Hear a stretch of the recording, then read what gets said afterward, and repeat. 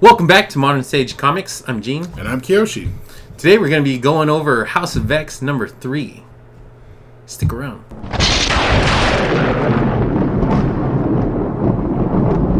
And we're back! So, House of X number 3. It's really good. I know we always say that, but it's really good. Man, this whole run is just, it's amazing. Yeah, you know? Yeah, Gene, we were talking earlier about it, of course, going over it. He did mention that the setup is way better than the previous setup issue. The powers of this one was paced a lot better, and it was really interesting. Of course, they had the regular amount of Hickman panels. Yeah, there's a good chunk of Hickman panels. I think we were just mostly happy they showed a bunch of the actual X-Men this time. Yes, finally. Instead of just glimpse. Like Professor X, Magneto, and Cyclops, they showed a lot of other people. So we'll go into it, of course. All right, so it starts off. I want to say it's on Krakoa. Yes. Right, and Cyclops is getting ready to receive his mission. Yep. Into the breach from the two managers of the X-Men. Yeah, the Professor X and Magneto, they're acting kind of weird. Yeah. I don't know. Well, especially Professor X. I mean, I guess maybe it's just his mentality of now he's like a supremacist or a freedom fighter. I don't know. Well, they're both. We essentially have two Magnetos. Yeah, pretty much. You know, as far as mindsets go, and they just feel like they're managers. You know, like they're the guys who go. You know, they're like the president, I guess. Yeah. Or they're generals. I don't know. Yeah. I mean, the smart move would do because they mentioned they're on their way to go do the suicide mission to stop to stop Nimrod from being made. And I would think it would just be easier to send Professor X there to freeze everybody, and then Magneto. Or Magneto. I was actually going to say that. I was like, or Magneto, who can just crumble the whole station with his mind. You assume the whole thing is made out of metal. But they don't do that. It's fine. No. We'll just send the beam guy. We'll send Cyclops and his hand-selected team of X-Men. It makes it more exciting. Yeah. Because it would have been a really short fight. And, they even sense a little bit of Cyclops' fear, which is normal. Like, if you don't fear, there's something wrong with you. Yeah. Right? And, they explain that. And I actually like how Magneto points out that you'll never die because you'll never be forgotten. So Magneto says the quote, "For you to die, you would have to be forgotten. But no one forgets the founder of a nation." Yes, it's a very inspiring speech. Inspiring, yeah. No quote. And then they actually show us his hand-selected team of X-Men. It does. Right? And some of them are a little skeptical. Yeah. Right? And the reason why they're skeptical is Cyclops is like, we're not bringing any plants. Yeah. No escape routes here. You have no portals. Yep. And the people that not rejected, but the two that are scared the most are Archangel and Husk. Which I don't super know why they're bringing Husk. I guess just to bring out some of because they have the classic team members. Well, they're trying to use some of the more lesser used I'm sure. X-Men. Yeah, to try to get them out there. I mean, I don't know. I haven't read too much of like the modern stuff, so I don't know if Husk became cool or something. No. But and then Monet's there. Yeah, I want to say she's like from the 90s of the Uncanny Run. I think so. Yeah. But she's basically like another indestructible. She's like Rogue strength without the flying and the sucking powers. And the sucking. We're also joined with Marvel Girl, Nightcrawler, Wolverine, and of course Wolverine. And Mystique. Yeah. Which, I mean, it seems like a pretty good team. I mean, Husk is the only like outlier. We'll see what she does. Next issue, it looks like it's going to be the actual fight. Yeah. Should be, it's kind of following the same path as Powers was going. Where we had Powers of 10-2, which was just straight up setup, and then Powers of 10-3, which was action-packed, full of goodness. Yeah. So I'm thinking the next one will be the same. They're pretty much the same, yeah. So they all get onto the ship, right? And they start talking about what to do with the civilian casualties. Yeah, they mentioned I think there's about 3,000. Yeah, and Wolverine's just like, hey, if they're working towards eradicating mutant kind, they're not civilians. They're not civilians. And then Jean Grey says, they're just scared. And they're not warriors in a war. They're just scientists and philosophers and whatever they and then Wolverine mentions, well, that's what you think until humans made bombs and stuff like that. So it's pretty good. Like, Wolverine always kind of talks stuff, and then when it comes time to actually kill people, he doesn't always do it. Yeah. We were talking last time that Wolverine really only kills good people. Yeah. When they ask for it, he almost never kills actual bad guys. And then we get a couple Hickman panels here, which I thought was really interesting.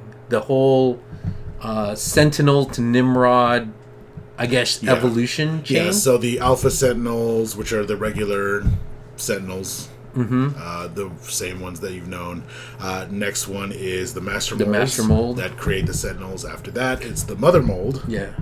And then it says the Mother Mold can actually evolve even more. Yeah, like it passed itself, I think. And then it goes into the Omega Sentinels.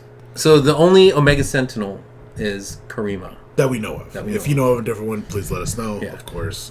And, we were talking about this, too, about is the red Omega Sentinel from Powers? Is that Karima? We were talking about that. So I think at this point in the story, because they do show a Hickman panel chart of like the phases of Omega Sentinel. So from getting implanted with the nanos and evolving, I think she's in like the farther steps, but she's not fully converted to machine. So I think why she has red skin in the future is because she's fully converted by then. It's been 100 years. So I think that's still her.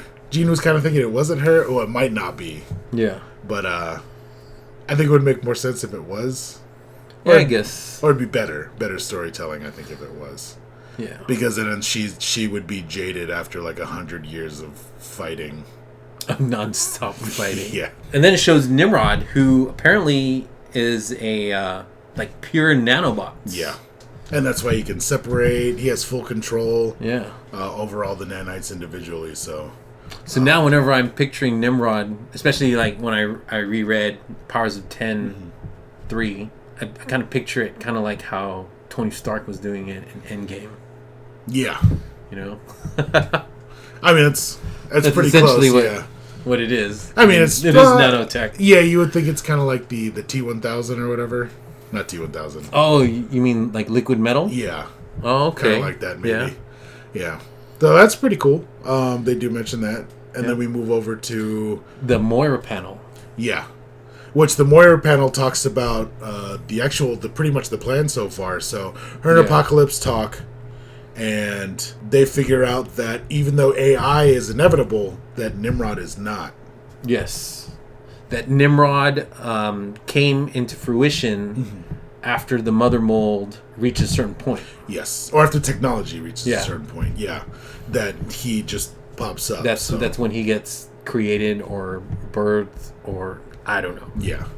So side note, we were talking about, so Gene had the speculation that maybe the Nimrod is a technarch. Yeah, that Nimrod is a technarch. Maybe the reason why he's not inevitable is because he's created by the phalanx. So maybe when technology reaches a certain point, the phalanx comes. So maybe when they break in, there'll be a phalanx going, whoa. I guess I won't drink this.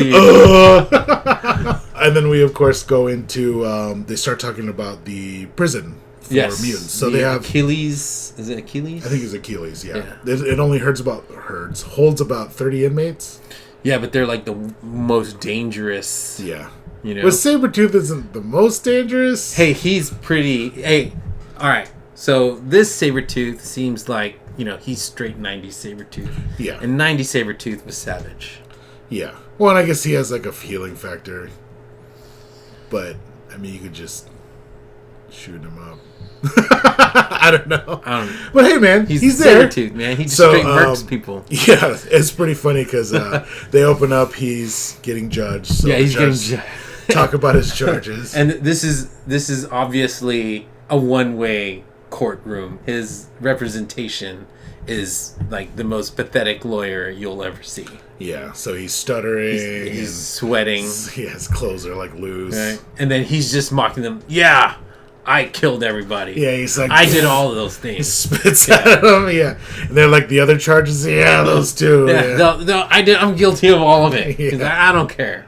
No prison will ever hold me. Yeah. And then here we go. Yeah, he goes, "You smell that?" Because I smell jasmine.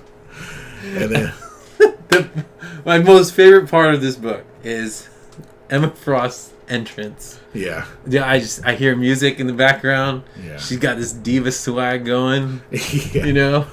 Yeah, it's a cool panel. It would have been cooler. It's a nitpicking, but it would have been cooler if they were all like in step with each other, because their legs are like alternating. It would have just been cool if they like did the simultaneous walking. But I totally picture that they're walking, kind of like they're almost walking down a runway. You know, she's doing her thing. Yeah. Hip swing. Yeah, and it's like playing Beyonce music in the background. Either all the single ladies or who runs the world? Girls. Like that's what I totally got from that panel, and that was just amazing. Yeah, that was cool. And she just comes in and she rips them apart. Yeah. She don't even need to use. She even says that she's not going to use her powers because then it would be a prison breakout. So they have diplomatic immunity by now, since the UN gave them that. So she uses it, tells them they can't do a damn thing about it. Yeah. So, and then one of the guards was like, "Over my dead body," and starts pointing a gun at Emma Frost. Yeah. Right, and she's just like, "Hey, I'll pretend that I'll pretend like you're doing like the great thing for your nation, and you can feel good about yourself." Yeah. And then she leaves. Then she leaves with Sabretooth. Mm-hmm. Yep, she goes, she's like, "It's a brave new world," and the glasses come down like, shh.